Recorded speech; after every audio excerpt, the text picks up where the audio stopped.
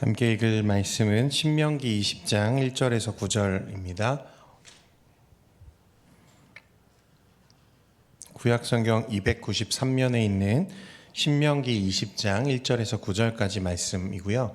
저희 강대상 마이크 좀 볼륨 좀 낮춰주시면 감사하겠습니다. 신명기 20장 1절에서 9절입니다.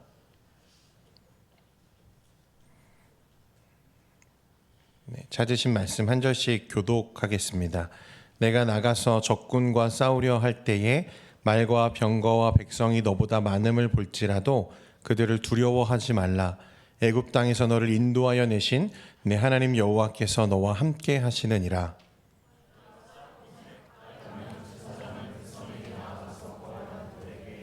말하여 이르기를 이스라엘아 들으라. 너희가 오늘 너희의 대적과 싸우려고 나왔으니 마음에 겁내지 말며 두려워하지 말며 떨지 말며 그들로 말미암아 놀라지 말라.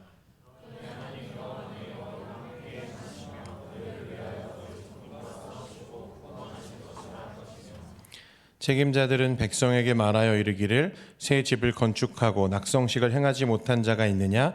그는 집으로 돌아갈지니 전사하면 타인이 낙성식을 행할까 하노라.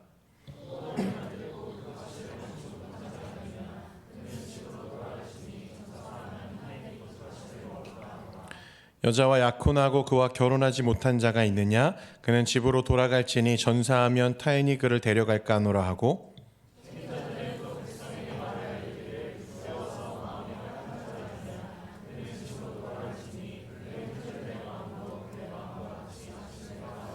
함께 보겠습니다.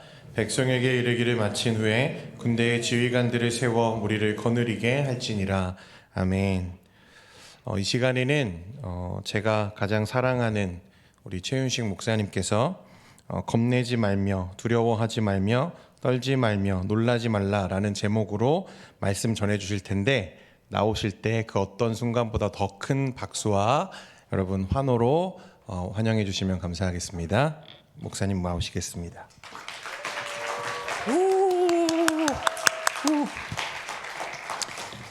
예, 오랜만입니다. 네, 안 목사님이 한번 좀 날 좀 쉬게 좀 해주십시오라고 계속 좀 얘기를 했었는데, 네, 오늘 대예배 설교를 하게 되면서 하는 김에 그냥 사부까지 가겠다 해가지고 이렇게 오게 되었습니다. 네, 오늘은 앞서 말씀드렸던 것처럼 겁내지 말며 두려워하지 말며 떨지 말며 놀라지 말라라는 제목으로 말씀을 나누려고 하는데, 설교 제목으로 봤을 때는 약간 역대급이지 않습니까? 아닌가요? 좀 긴 느낌인 것 같습니다. 네, 제가 설교했던 것 중에서도 제일 긴 제목이었다고 생각이 듭니다. 자, 이 제목 가지고 여러분들에게 지금 질문을 한번 드려보겠습니다. 누군가 여러분들에게 가까이 와가지고 어깨에다 딱 손을 올리고, 야, 겁내지 마, 두려워하지 마, 떨지 마, 아이 놀라지 마, 이렇게 여러분들에게 격려한다면, 여러분 그때 여러분들의 상황은 어떤 상황일까요? 그죠? 뭔가 겁낼 상황, 두려운 상황, 뭔가 떨릴 만한 상황 또는 놀랄 만한 상황에 있으니까 이런 말을 하는 거겠죠. 게다가 거기다가 이런 여러 단어들을 반복해서 얘기할 정도라면은 이 상황이 보통이 아닌 것 같습니다. 진짜 너무 힘든 상황에 와 있는 겁니다. 자, 그 힘든 상황, 그 이야기를 오늘 이스라엘 백성이 듣고 있습니다. 누가 듣고 있다고요? 이스라엘 백성이 듣고 있어요. 3절 말씀 보실게요. 말하여 이르기를 이스라엘아 들으라. 너희가 오늘 너희의 대적과 싸우려고 나왔으나, 그 다음에 뭐라 그래요? 마음에 겁내지 말라, 두려워하지 말며 떨지 말며 그들로 말미암아 놀라지 말라. 여러분, 도대체 무슨 일이 있길래, 무슨 일을 앞두고 있길래 하나님께서 이렇게까지 격려를 하시는 건가? 뭐냐? 바로 전쟁입니다. 뭐라고요? 전쟁. 여러분, 전쟁 생각하면 우리가 예전엔 좀 그랬잖아요. 약간 판타지 같았고 되게 소설이나 뭐 어떤 영화 같은 데 나오는 그런 거로 생각하지 않았습니까? 되게 비현실적으로. 그래서 막 전쟁하면은 그랬잖아요. 총하고 탄하고 막 다다다다다다 쏘는데 주인공은 뭔가 엄폐도 안 하고 그러고 있는데 총알이 다 어떻게 돼요? 나는 맞아요, 안 맞아요? 안 맞아요. 다 폭탄이 옆에 터졌는데 다른 사람은 날아가는데 나는 가만히 있어. 이 정도가 우리가 생각하는 전쟁의 개념이었단 말입니다. 그렇게 무섭지가 않았어요. 그게 불과 몇 년 전까지의 일입니다. 요새는 좀 어떠세요, 여러분들? 생각이 없는데 그게 아니고, 여러분 우크라이나하고 러시아의 전쟁, 그리고 이스라엘과 하마스 전쟁 보시죠, 그죠? 연일 뉴스에 나오고 있습니다. 정말 지금 이 순간에도 수많은 사람들이 미사일에, 포탄에, 총탄에 그렇게 죽어가고 있습니다. 이게 그냥 먼 나라에서 뭐 일어나는 뭐 그냥 남의 이야기 정도가 아닌 게, 온라인상에 전쟁과 관련된 영상들 진짜 많이 올라와 있잖아요. 드론에서 그 폭탄 떨어뜨리는 거 영상 혹시 보셨습니까? 옛날에는요, 이게 전쟁 나가지고 막 사람 우리 편이 지고 있으면은 살기 위해서 어떻게 했어요? 죽은 척 했잖아요. 옛날엔 죽은 척 하면은 지나갔거든요. 근데 지금은 영상 보고 깜짝 놀랐어요. 죽은 척 한 사람이 있더라고요. 죽은 척을 했는데 이게 드론이 열화상 카메라인 거예요. 그러니까 죽은 척을 했는데 이 사람 살은 게 보여요, 안 보여요? 열이 이렇게 나는 거예요. 그 위에다 포탄 쭉 떨어뜨려 빵 터지는 거예요. 여러분, 죽은 거예요, 그렇게. 그러니까 그냥 하얀 화면, 검은 화면 이렇게만 보이잖아요. 열화상 카메라면은 빵 터지고 사람이 죽는 게 보이는 겁니다. 그것뿐만 아니죠. 무장한 군인이 막 여자 머리채 끌고 막 하는 거 보셨죠? 그런 내용들.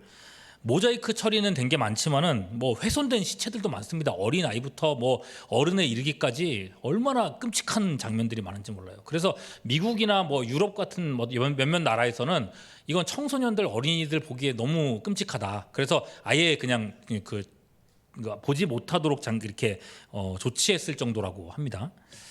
여러분, 전쟁이란 게 이렇게 무서운 거예요. 전쟁 뭐 남의 일 같지만은 우리도 머리 위에 하나 있잖아요. 내일부터 전쟁 난다 그러면 여러분 일이 손 잡히겠습니까? 그죠? 덜덜 떨리겠죠, 그죠? 아직 군에 일하고 있죠, 정영재. 그죠? 전쟁 나온다도 복귀해라 그러면 괜찮으시겠어요? 야, 큰일 났다, 진짜인가 보다. 그러지. 여러분, 이렇게 무서운 전쟁인데 이 전쟁을 앞둔 이스라엘 사람들에게 하나님이 말씀하시는 거예요. 겁내지 마라, 두려워하지 마라, 떨지 마라, 놀라지 마라. 여러분, 그런데 그래도 여러분, 전쟁인데 어떻게 이런 말을 이렇게 쉽게 할 수 있겠냐는 거죠.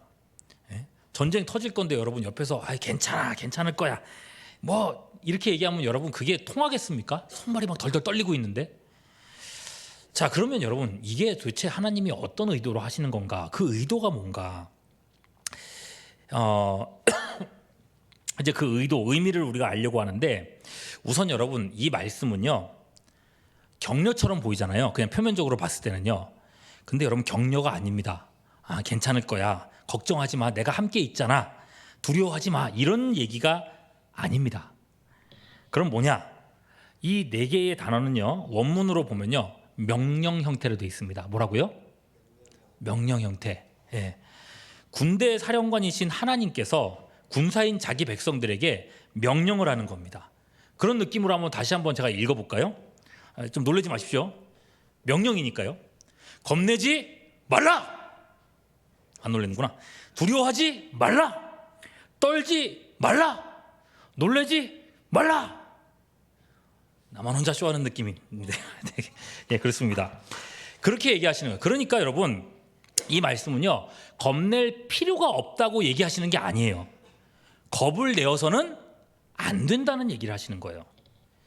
그럼 여러분, 왜 하나님은 이 상황에서 위로나 격려가 아니라 명령을 하시는가? 혹시 이 두려움에는 전쟁의 승패를 가를 정도의 무언가가 혹시 있는 거 아닐까? 이 두려움 안에 엄청난 그 전쟁과 관련된 뭔가가 있는 거 아닐까라는 거죠. 자, 그걸 알려면요, 이 본문 우리가 읽은 말씀에서 40년 정도의 시간을 거슬러 올라가야 됩니다. 이스라엘이 애굽에서 나온 거, 이걸 뭐라 그래요? 출애굽이라고 합니다. 출애굽한 후에 모세는요, 나왔으면 이제 어디로 가야 되잖아요. 어디로 가야 됩니까? 가나안을 사람들이 많이 뭐라고 하죠? 어떤 땅? 약속의 땅이고, 그 땅은 어떤 땅이에요? 젖과 꿀이 흐르는 땅이라고 얘기를 합니다. 거기로 이제 안내를 해야 되는데, 가기 전에 이 가나안 땅을 정탐하기 위해서 각 지파에서 한 명씩, 그러면 총 몇 명일까요? 12명이죠. 왜? 지파가 12지파니까요. 자, 12명의 정탐 부대를 꾸며서 가나안 땅을 이제 정탐하고 오겠습니다. 그리고 다녀온 사람들이요, 엄청난 물건을 들고 옵니다. 민수기 13장 23절. 또 에스골 골짜기에 이르러 거기서 잘 보세요. 포도송이가 달린 가지를 베어 둘이 막대기에 꿰어매고 왔다. 여러분, 포도송이인데 저 이 말씀 참 좋아하거든요. 포도송이라고 했는데 그거를 이게 뭐라고요? 장정 두 사람이 막대기를 이렇게 메고 여기다가 포도송이를 걸고 온 거잖아요. 여러분, 도대체 이 포도송이는 어떤 포도송일까요? 샤인머스켓. 여러분, 그 샤인머스켓보다 훨씬 뭔가 더 큰 뭔가일 것 같습니다. 이게 뭘 얘기하고 싶은 거냐면요, 이 땅이 어떤 땅이라 그랬어요? 젖과 꿀이 흐르는 땅이라 그랬잖아요. 그걸 보여주는 장치인 거예요. 얼마나 좋은 땅인가라는 거를 보여주려고 하는 거죠. 근데 문제는요, 이 다음에 정탐꾼의 보고였습니다. 다녀온 사람들 12명 중에 10명이 이 땅에 대해서 악평을 하는 겁니다. 민수기 13장 32절 33절. 이스라엘 자손 앞에서 그 정탐한 땅을 악평하여 이르되 우리가 두루 다니며 정탐한 땅은 그 거주민을 삼키는 땅이요, 거기서 본 모든 백성은 어떤 사람들이라고 돼 있어요? 신장이 장대한 자들이며 거기서 네피림 후손인 아낙 자손의 누굴 봤다고요? 거인을 보았나니 우리는 스스로 보기에도 메뚜기 같으니 그들이 보기에도 그와 같을 것이니라. 여러분, 그 땅에 뭐가 많았다 그랬어요? 거인이 많았다 그랬어요. 거인. 여러분, 다윗이 누구랑 싸웠습니까? 골리앗하고 싸웠죠. 거인이잖아요, 그죠? 큰 사람. 근데 우리가 생각할 때는 거인이 정말 돌연변이처럼 하나 있는 건 줄 알았더니 오늘 말씀을 보니까 이 땅에 그런 거인이 많대요, 적대요? 많다는 거예요. 골리앗 같은 사람들이 막 수락하다는 거예요. 그런데 그 사람들이 그냥 덩치만 큰 게 아니라 싸움도 잘하는 거지. 그러니 여러분, 야, 이거 못 이기겠는데요? 이러면서 보고를 한 거예요. 그 보고를 듣고 이 광야에 나온 200만 명이나 되는 이 백성들이 마음이 다 녹아내립니다. 그래서 백성들이 뭐라고 얘기하는가? 자, 민수기 14장 1절에서 3절. 온 회중이 소리를 높여 부르짖으며 백성이 밤새도록 뭐 했어요? 통곡했어요. 여러분, 이 장면을 생각해 보세요. 밤새도록 아이고 우리는 죽었구나, 우리는 어떡하나 하면서 이렇게 막 울고 불고 하는 겁니다. 그러면서 뭐라고 하는가? 온 이스라엘 자손이 모세와 아론을 뭐 했어요? 원망했어요. 온 회중이 그들한테 말합니다. 우리가 애굽 땅에서 죽었거나 이 광야에서 죽어버렸으면 좋았을 것이라고 말하는 거예요. 어찌하여 여호와가 우리를 그 땅으로 인도하여 칼에 쓰러지게 하려는가? 우리 처자가 사로잡히리니 애굽으로 돌아가는 것이 낫지 아니하랴. 여러분, 이게 도대체 무슨 소리입니까? 하나님이 우리를 여기서 몰살시키기 위해서 우리를 여기까지 데리고 왔다라고 얘기를 하는 거예요. 우리를 구원했다는 거예요. 여기서 몰살시키려고. 이건 뭡니까? 망언이라고 해요. 망언. 배은망덕이죠. 눈앞에 있는 현실 앞에 압도되어서 심지어 하나님께서 이전에 나한테 베풀어 주신 그 호의와 구원까지도 비하하는 지경에 이르는 겁니다. 여러분, 이들이 그 비하하는 자기들이 받았던 그 구원에 대해서 한번 생각해 보시자고요. 당대 최강대국인 그 수많은 그 거인들이 많은 그 땅에서조차도 어떻게 해볼 수 없었던 땅이 애굽이었어요. 이집트. 그 최강대국인 애굽에 하나님께서 10가지 재앙을 내리셨습니다. 그죠? 그렇게 하면서 그 고집스러운 바로 왕이 10번째 재앙, 무슨 재앙입니까? 장자가 죽는 재앙이었잖아요. 애굽 땅 안에 있는 모든 장자가 죽는 재앙이었어요. 그렇게 자기 장자가 죽은 것을 보고서야 바로 왕이 하나님 앞에 항복하죠. 가라고 하는데 그걸로 끝나지 않습니다. 하나님께서는 홍해를 갈라서 이스라엘을 홍해 가운데 마른 땅으로 건너게 하셨고 그 홍해 물에 애굽의 수천 수만 병거와 마병을 수몰시켜 버리셨습니다. 여러분, 숱한 기적을 보면서 여기까지 온 사람들이라는 거예요. 지금 이 순간에도 구름 기둥과 불 기둥이 옆에 있어요. 하나님의 기적이 바로 옆에 있다고요. 그런데 그걸 목도하고서도 지금 내가 내 현실 앞에, 내 지금 앞에 어려운 게 있으니까, 거인이 있으니까 못하겠다 싶으니까 어떻게 해요? 원망해요. 두려워 떨어요. 우리는 못 이긴다. 하나님도 어쩔 수 없다 라고 말하고 있어요. 그러니 여러분도 하나님 입장에서 생각해 보세요. 이런 사람들이면 여러분 데리고 가시겠어요?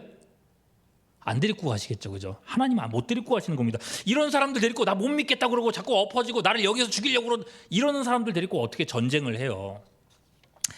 그래서 하나님은 그들을 약속의 땅으로 들이지 않으십니다. 40년 동안 광야를 뺑글뺑글 돌면서 20세 이상의 모든 사람들이 광야에서 쓰러져 죽게 하셨습니다. 오직 이 순간에 저들은 우리들의 밥이다, 우린 가야 된다라고 말했던 두 사람이 있었는데 누구예요?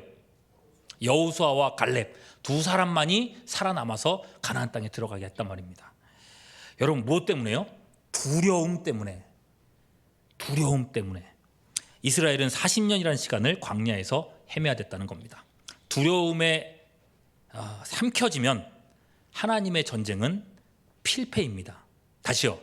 무엇에 삼켜지면요? 두려움에 삼켜지면 하나님의 전쟁은 필패입니다.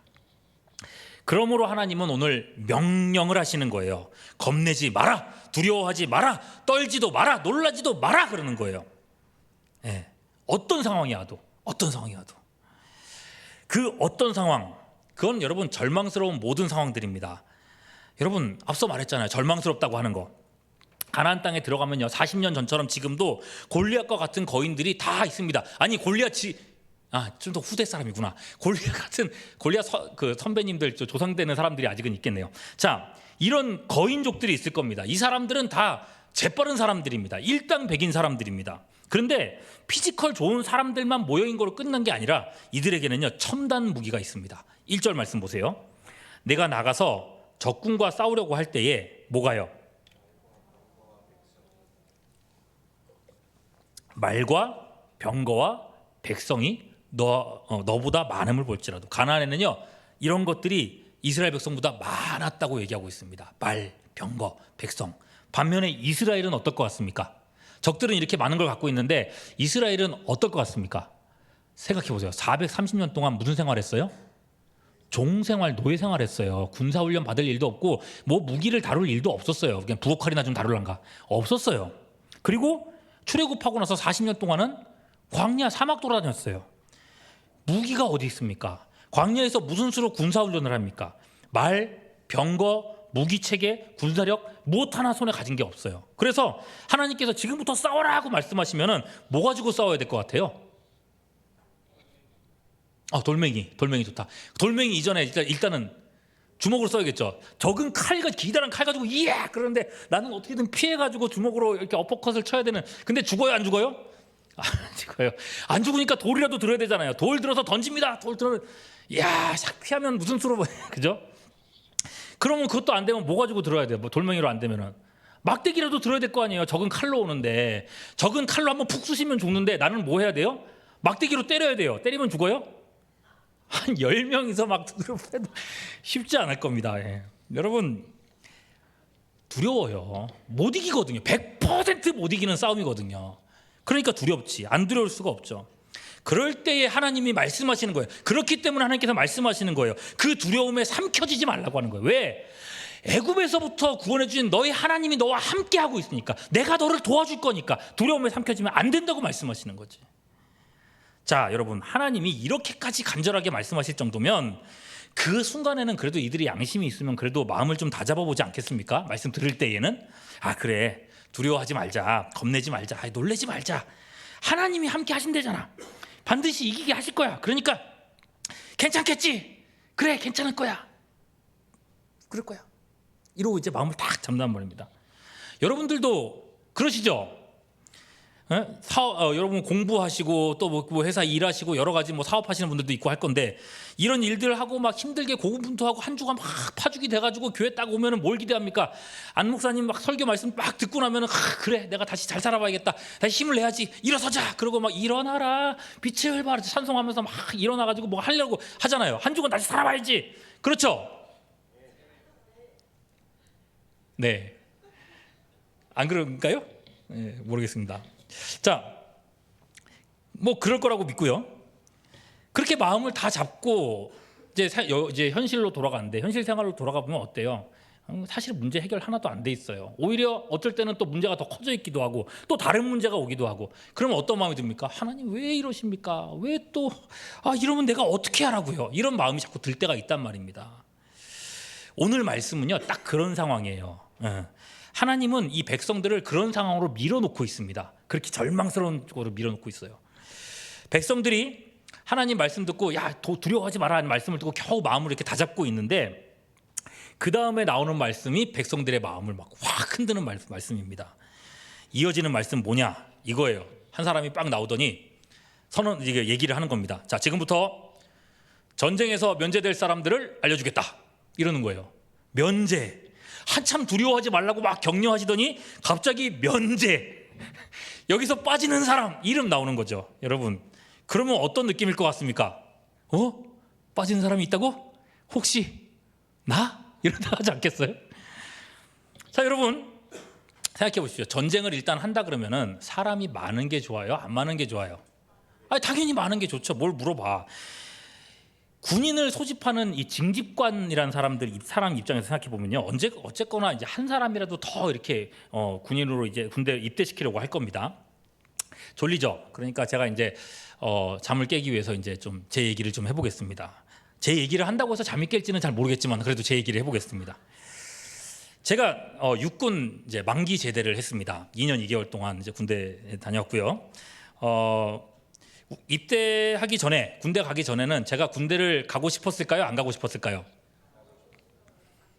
가고 싶은 사람이 어디 있어? 가기 싫었습니다. 매우 가기 싫었습니다. 제 친구 중에 그 안 간 친구가 있었거든요. 그 친구 보면서 나도 안 갈 수 있는 거 아닐까? 그런 생각도 막 하고 그랬었습니다. 안 가려면 여러분 어떻게 돼야 돼요? 몸 어딘가에 뭔가 문제가 좀 있어야 안 갈 가능성이 생기는 거 아닙니까? 그런데 문제가 생겼습니다. 문제가 없는 겁니다. 문제가 없는 게 문제예요. 그래도 혹시나 신체 검사해서 뭔가 하자가 내가 한 게 있지 않을까 싶어가지고 열심히 검사를 했는데 결국 이제 정상 등급으로 도장을 딱 받고 군에 입대를 하고 제대를 하고 지금 이제 22년 차가 됐습니다. 지금 나한테 누가 묻는다면 군대 갔다 와서 잘했습니까? 라고 묻는다면 갔다 왔으니까 하는 말이겠지만은 잘했다고 생각합니다. 네, 군대 갔다 오길 잘했다. 자랑스럽다. 이런 생각을 합니다. 그러다가 올해 제가 너무나도 충격적인 사실을 알게 된 게 있습니다. 살을 빼려고요. 이제 우이천에서 이제 달리기를 한 달 넘게 막 열심히 한 일이 있어요. 매일매일 빠지지 않고 매일매일 달리기를 했었는데 발바닥이 막 아파오는 거예요. 그래서 병원에 가서 엑스레이를 찍었죠. 엑스레이를 찍고 의사 선생님이 이제 그거를 차트를 딱 보시면서 저한테 정말 아무렇지도 않은 얼굴로 이렇게 물어봤습니다. 선생님 평발인 거 알고 계시죠? 이렇게 얘기를 하는 거예요. 몰랐어요. 처음 알았어요. 내가 평발이라는 걸. 그래서 내가 초등학교 때, 중학교 때, 고등학교 때 달리기를 하면 맨날 꼴찌였구나. 그랬구나. 발바닥이 그래서. 근데 그거는 둘째고요. 진짜 중요한 건 뭐냐면요. 제가 군대 갔던 그 시절에는 평발이면 면제였습니다. 여러분, 이건 설교 준비하면서도 너무 신체 검사했던 사람 그때 군의관이 알았을까요? 몰랐을까요? 저는 알았으리라고 확신합니다. 얼마나 꼼꼼하게 봤는데요. 여러분, 그런데도 정상에 도장을 찍어서 입대하게 만들었다? 물론 저는 군대 갔다 오길 잘했다고 생각하고 있습니다만 그 군의관을 제가 만난다면 내 사라진 2년 2개월 어쨌거나 여러분, 이게 징집관의 입장이라는 겁니다. 한 사람이라도 더 입대를 시켜야 되는 것, 평발이건 뭐건 사람이 곧 전투력이거든요. 그런데 그게 맞는 건데 오늘 하나님께서 징집관에게 명령하시는 건요, 오히려 반대입니다. 오히려 한 사람이라도 더 어떻게 해라? 돌려보내라. 아니, 한 사람이 아니라 대량으로 돌려보내라라고 말씀하시는 거예요. 자, 지금부터 이제 제가 얘기하는 걸 잘 들으시면서 이 한 건 한 건이 얼마나 이스라엘의 사기를 떨어뜨리는 일이 될지를 한번 생각해 보십시오. 자, 집에 돌아가야 될 4가지 부류를 얘기하는데 첫 번째 부류입니다. 5절, 책임자들은 백성에게 말하여 이르기를 새 집을 건축하고 낙성식을 행하지 못한 자가 있느냐? 그는 집으로 돌아갈지니 전사하면 타인이 낙성식을 행할까 하노라. 자, 낙성식을 하지 못한 사람 어떻게 하라고요? 집에 가라. 네, 낙성식 하다 못하면 다른 사람이 그 집에 살까 봐 그렇다는 건데, 여기서 여러분 낙성식이 뭐냐? 낙성식이라고 해가지고 어떤 행사 같은 걸 생각하기 쉬워요. 그래서 우리로 치면은 뭐죠? 이사예배 한번 드리고 오라. 그럼 하면 되지. 가서 집에 가서 이사예배 드리고 와가지고 군대 복무하면 되지. 이게 아니에요. 당시 문화에 대한 어떤 그 남아있는 문헌 기록물이 남아있는데, 당시에 일반 가정에서 낙성식이라고 하면은요, 가정의 가장이 가족들이 새 집에 들어가서 정착할 때까지, 언제까지요?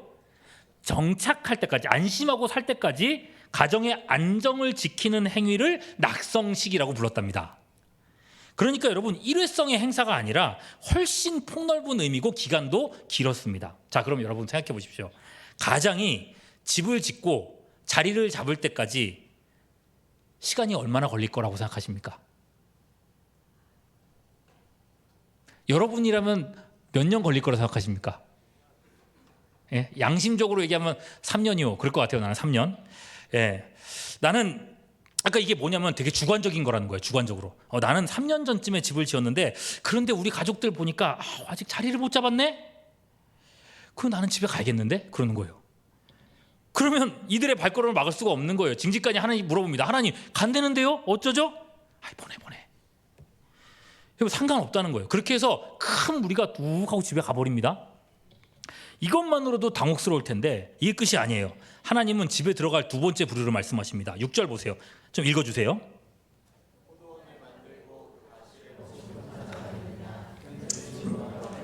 전사하면 타인이 자, 포도원 만들어가지고 그거 못 먹은 사람들 집에 가서 먹어라 이거 얘기를 하는 건데 그냥 표면적으로 보면 어떤 느낌입니까? 포도를 수확하고 뭐 포도 과실이야 집에 막 가가지고 여보 나 왔어 그리고 포도 안 먹고 가가지고 군대 복무하면 될 것 같죠? 만일에 그런 거면 여기서 얘기를 할까요 안 할까요? 안 하겠죠. 이게 뭔가 이 말씀의 진위는 따로 있습니다. 레위기 19장 23절부터 25절 보면 나올 수 있어요. 자, 먼저 23절 너희가 그 땅에 들어가 각종 과목을 심거든 그 열매는 아직 할례 받지 못한 몇 년 동안 왜 안 들립니까? 몇 년 동안이요? 3년 동안 너희는 그것을 할례 받지 못한 것으로 여겨 먹지 말 것이요. 3년 동안은 포도를 먹지 말고 포도를 다 땅에다 버리라고 합니다. 예. 그러면 일단 3년 벌었습니다. 군대 안 갑니다. 여기서 끝이 아니에요. 24절 넷째 해에는 그 모든 과실이 거룩하니 야 이제 먹을 수 있겠다? 아니죠. 어떻게 하래요? 여호와께 드려 찬송할 것이며 4년차 과일을 온전히 하나님께 드리라고 합니다. 그 아직까지 포도를 못 먹었어요. 그리고 25절 다섯째 해에는 그 열매를 먹을지니 그러면 너희에게 소산이 풍성하리라 난 너희 하나님 여호와니라. 그러니까 여러분 농사 시작하고 5년이 안 됐냐? 전쟁터 떠나서 집으로 가라는 거예요. 여러분 5년 길어요 안 길어요? 그 안에 들어간 사람들이 얼마나 또 많겠어요. 예? 야. 그런데 또 있다는 겁니다. 자, 집에 돌아갈 세 번째 부류 7절입니다. 여자와 약혼하고 그와 결혼하지 못한 자가 있느냐? 그는 집에 돌아갈지니 전사하면 타인이 그를 데려갈까 하노라 하고. 어떤 사람도 집에 가래요? 답을 알려주고 얘기하는데 이렇게 얘기를 안 하시면 어떡합니까? 어떤 사람 집에 가라고요? 약혼한 사람 집에 가라. 여러분 잘 보십시오. 약혼이에요. 결혼이 아니에요. 자, 여러분 머리가 잘 돌아가시는 분들은 여기서 이제 머리를 쓰겠죠. 내가 군대를 안 가고 싶다. 어떻게 하면 돼요? 약혼만 하면 돼요. 여자친구랑 약혼만 해놓고 결혼을 하면 돼요? 안 돼요? 결혼 안 하고 계속 약혼 관계만 유지하고 가면 나는 군대 안 갈 수 있는 거예요. 이런 허술한 법이 어디 있냐고요. 그리고 여러분 혹시라도 이제 어떤 상황이 돼가지고 결혼을 해야 돼. 그래 결혼을 했다. 그래도 혜택이 있습니다. 신명기 24장 5절 사람이 새로이 아내를 맞이하였으면 그를 어떻게 하라고요? 군대에 내보내지 말 것이요 아무 직무도 그에게 맡기지 말 것이며 그를 몇 년 동안 1년 동안은 한가하게 집에 있으면서 그가 맞이한 아내를 즐겁게 할지니라. 결혼하면 또 1년 면제입니다. 그렇게 또 우르르 사람들이 나갑니다. 물론 하나님께서 아무 이유 없이 이렇게 하시는 게 아닙니다. 이유가 있어요. 신명기 28장 30절 말씀 보면 이해가 되실 겁니다. 보세요. 내가 여자와 약혼하였으나 다른 사람이 그 여자와 동침할 것이. 이건 뭐야? 집을 건축하였으나 거기에 거주하지 못할 것이요 포도원을 심었으나 내가 그 열매를 따지 못할 것이다. 이거 뭐예요? 저주죠. 저주. 방금 얘기했던 세 가지 내용 다 들어있죠. 이 한 구절 안에. 이런 일을 누군가가 당하게 될 건데 누가 당하느냐? 이 하나님께 불순종하는 백성들이 당할 저주라고 말씀하고 있는 거예요. 이게 불순종의 저주라는 거죠. 여러분 생각해 보십시오. 지금 이 전쟁은 하나님의 전쟁, 영광스러운 하나님의 전쟁을 수행하러 가는 건데 내가 전쟁터에서 나가서 죽어버렸어요. 그래서 약혼녀와 결혼도 못했네, 새집 낙성식도 못했네, 포도 열매를 맛보지도 못했네. 마치 뭐처럼 보여요? 불순종해서 저주받은 사람처럼 돼버렸다는 거지. 이러면 되겠어요? 그래서 이런 사람들은 빼라는 겁니다. 하나님이 막 그냥 아무렇게나 하는 게 아니라 뺄 수밖에 없는 거예요. 예. 그러니까 여러분 이런 사람들은 이해를 해줘야 될까요? 이해해주지 말아야 될까요? 이해해 줍시다. 그죠? 예, 이해해 줍시다. 중요한 건 그 다음이에요. 그 마지막 조건, 이게 핵심입니다. 사실 이거 하나만 있으면 앞에 있는 모든 조건 다 필요 없습니다.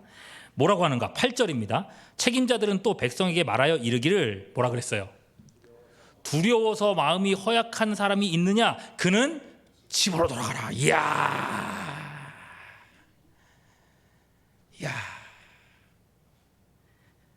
전쟁 무서운 사람 집에 가라는 겁니다. 처음에 하나님이 무서워하지 말라고 명령하셨잖아요. 무서워하지 말라고 명령했는데 그래도 무서워? 그럼 어떻게 하라고요? 집에 가. 다 집에 가. 다 집에 가. 무섭죠? 아무리 내가 마음을 다 잡았어도 아니 빠져나갈 사람들 이미 싹싹 빠져나가고 이제 얼마 안 남았는데 이 적은 저렇게 많이 있고 여기서 마음이 무너지지 않겠어요? 야, 이거 내가 여기 남아있어도 되겠나? 생각하지 않겠어요?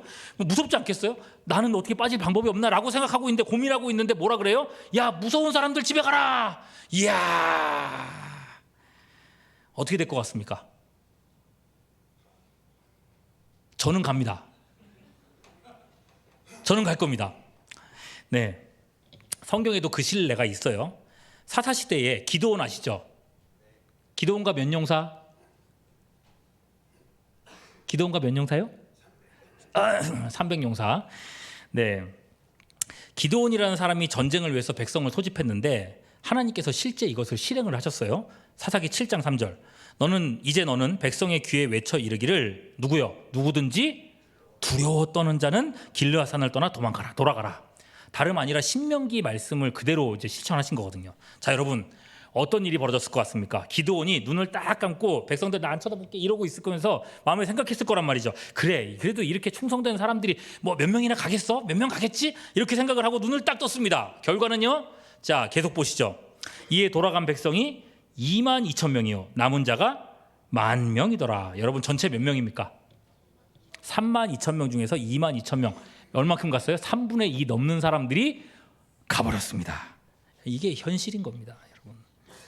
그런데도 이렇게 사람들 없으면 어떻게 전쟁해요? 그런데도 하나님은 돌아가라고 하시는 거예요. 결국 여러분 앞에서 살펴봤던 이유와 똑같은 이유입니다. 8절 말씀 보세요. 책임자들은 또 백성에게 말하여 이르기를 두려워 마음이 허약한 자가 있느냐? 그는 집으로 돌아갈지니 그의 형제들의 마음도 그와 같이 어떻게 될까 봐? 다 낙심될까 봐. 그의 형제들의 마음까지 낙심. 그래서 40년 전처럼 백성들의 마음이 다 녹아가지고 하나님 원망하고 하나님 앞에 그렇게 막 불평하다가 다 또 다시 망하게 될까 봐. 싸움 해보기도 전에 망할까 봐. 하나님은 두려움에 빠진 사람들을 돌려보내신 겁니다. 자, 그럼 여러분 이제 다 돌려보냈어요. 생각해 보세요. 다 가고 나서 그래도 남아있는 사람들, 이 사람들은 어떤 사람들일까요? 두려움, 공포심, 떨림, 이런 것들을 극복한 사람들입니다. 그죠? 극복.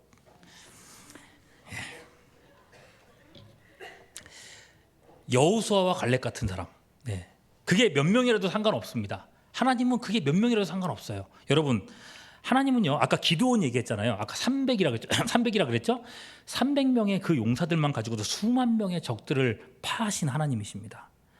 히스기야 왕이요, 성에 포위돼 가지고 아무런 군사력도 없고 그냥 혼자서 있으면서 하나님 살려주세요라고 기도했을 때에 그 현장에서 18만 5천 명의 그 성을 둘러싸고 있는 대군을 멸하신 하나님이십니다. 다윗은요, 골리앗과 싸울 때에 뭐 가지고 싸웠어요? 돌팔매질 돌멩이 하나 던져가지고 싸웠습니다. 그러고도 이기게 하셨습니다. 그런 하나님이십니다. 그런 하나님. 하나님은 그런 사람들, 그렇게 두려움을 이겨내는 그런 사람들과 함께 싸우겠다는 거예요. 믿음의 사람들, 두려움을 이겨낸 사람들만 남았을 때에야 하나님은 다음 명령을 내리십니다. 9절. 백성에게 이르기를 마친 후에 군대의 지휘관들을 세워 무리를 거느리게 할지니라. 그때부터 군대를 조직하고 그때부터 전쟁에 나갈 준비를 하시겠다는 거예요. 자, 여러분 이제 말씀의 의미를 한번 생각해 볼게요. 이제 이스라엘이요, 가나안 땅에 들어가면은 지금부터 정복 전쟁이란 걸 해야 됩니다. 근데 이 전쟁에는 특이점이 있습니다. 보통 정복 전쟁은 누가 누구를 정복하는 거예요? 강자가 약자를 정복하겠죠. 근데 이 전쟁은 정말 신기한 게 약자가 강자를 정복하는 전쟁입니다. 그러니까 매번 싸울 때마다 거인이 있어요, 칼 있어요, 병거 있어요, 말 있어요. 이런 사람들 싸울 때마다 껌껌이 나는 아무것도 없어요. 이런 상태에서 싸워요. 어떻게 이길 수 있을까? 매번 이 걱정을 하면서 싸워야 돼요. 이 말도 안 되는 전쟁이 그야말로 일상이 될 거라는 겁니다. 일상. 그래서 말입니다. 그래서 하나님은 끊임없이 이제 이 말을 너희가 들어야 된다고 말하고 있는 거예요. 뭐를요? 겁내지 마라, 두려워하지 마라, 떨지 마라, 놀라지 마라. 이 말을 일상적으로 들으라고 말씀하고 있는 거예요. 마음을 다잡으라고. 자, 여러분, 이 말씀은요, 전쟁과도 같은 일상을 살아가는 여러분, 두려운 수많은 일들을 끊임없이 정말 파도처럼 맞아가는 여러분들에게도 주시는 말씀인 줄 믿습니다. 옛날 이스라엘과 함께 하셨던 하나님, 그 이스라엘을 위해서 출애굽이라고 하는 어마어마한 기적을 행하셨던 그 하나님은 오늘날 여러분들과도 함께 하고 계십니다. 그의 독생하신 아들 예수 그리스도께서 여러분의 인생을 붙들고 계십니다. 믿으십니까? 믿으셔야 됩니다. 그리고 그 예수님은 왕이십니다. 어떤 왕이시냐? 여러분, 사도신경 했나요? 사도신경 요새 많이 하시나 모르겠는데 사도신경 다 외우시죠? 사도신경으로 신앙 고백할 때마다 우리는 이걸 기억해야 됩니다. 우리 구주이신 예수님 지금 어디 계십니까? 내 곁에요. 내 마음속에요. 성령으로 계시죠? 그러나 예수님은 어디 계십니까? 여러분 신앙 고백서에 보면 신앙 고백을 할 때마다 항상 말하는 게 있어요. 뭐예요? 장사한 지 사흘 만에 죽은 자 가운데서 살아나시며 하늘에 오르사 전능하신, 띄워주세요. 네. 전능하신 하나님 우편에 뭐하고 계신다고요? 앉아 계시다가. 예수님 하나님 우편에 앉아 계시다 그러는데 이 앉은 곳이 어디냐? 성경에 보면 보좌라고 되어 있습니다. 보좌. 세상을 통치하고 다스리시는 보좌입니다. 예수님이 이 세상을 통치하고 다스린다는 겁니다. 그래서 예수님의 허락이 없으면, 주님의 허락이 없으면 참새 한 마리도 땅에 떨어지지 않는다고 말씀하고 있습니다. 여러분, 그 예수님께서 여러분들에게 뭐라고 얘기하신 줄 아십니까? 마태복음 10장 31절, 두려워하지 말라. 너희는 많은 참새보다 귀하니라. 다시 말씀드릴까요? 두려워하지 말라. 너희는 많은 참새보다 귀하니라. 아니, 나 참새보다 귀하지 않은 것 같은데요. 여러분, 자존감을 회복하십시오. 하나님 그렇게 말씀하시지 않으세요. 여러분, 이렇게 말씀하시는데 이 말씀을 직접적으로 여러분들에게 전달하는 게 누굽니까? 하나님이 여러분들에게 직접 전달하십니까? 하늘에서 갑자기 큰 음성이 들려가지고 두려워 말라 이렇게 하십니까? 아니면 여러분 머릿속으로 이렇게 하나님이 두려워 마 이렇게 뭐 세세하게 말씀하십니까? 아니에요. 네. 오늘 말씀 보시면요, 2절에 너희가 싸울 곳에 가면 누가 그랬어요? 하나님이 말씀하시는 게 아니죠. 누가요? 제사장은 백성에게 나가서 고하여 그들에게 3절 겁내지 마라, 두려워 말라, 떨지 마라, 놀라지 마라 말씀하라는 거예요. 그러니까 이거는 일상 속에서, 전쟁이 계속 있는 그 일상 같은 전쟁 속에서 끊임없이 제사장들을 통해서 이 명령을 하라고 하고 있는 거예요. 이 명령을 듣게 하라고 말씀하고 있는 거예요. 그래서 그들이 계속해서 마음을 붙잡고 살아갈 수 있도록 하라는 거예요. 여러분, 결국은 마음이 무너지면 전쟁도 삶도 다 무너질 수밖에 없다는 얘기를 하고 있는 겁니다. 하나님의 말씀을 붙든 하나님의 말씀을 맡은 목회자로서 오늘도 여러분의 인생을 붙드신 그분의 명령을 여러분들에게 전합니다. 이스라엘을 애굽에서 건져내신 그 하나님은 오늘도 여러분과 함께하고 계십니다. 그러므로 신명기 20장 3절 후반절이죠. 마음에 겁내지 마십시오. 두려워하지 마십시오. 떨지 마십시오. 그리고 말미암아 놀라지 마십시오. 이건 하나님의 명령입니다. 그렇게 살아갈 때에 하나님은 여러분의 인생 속에서도 얼마든지 어마어마한 일들을 이뤄갈 줄 믿습니다. 믿으시죠? 믿으시길 바랍니다. 기도하겠습니다. 우리에게 주신 귀중한 명령을 오늘 마음에 새깁니다. 어떤 형태의 위기에 놓여 있든지 나를 위하여 독생하신 아들까지 내어주신 그 하나님의 기이한 사랑을 굳건히 붙잡고 일어서게 하여 주시옵소서. 약한 자를 들어서 강한 자를 정복하게 하신 주님, 우리의 약함 때문에 절망하지 않게 하시옵고 함부로 인생 포기하지 않게 하시옵고 주님의 강함 의지하여 이 한 주간도 살아내게 하여 주시옵소서. 주님을 의지하옵고 우리 구주 예수 그리스도 이름으로 기도하옵나이다. 아멘.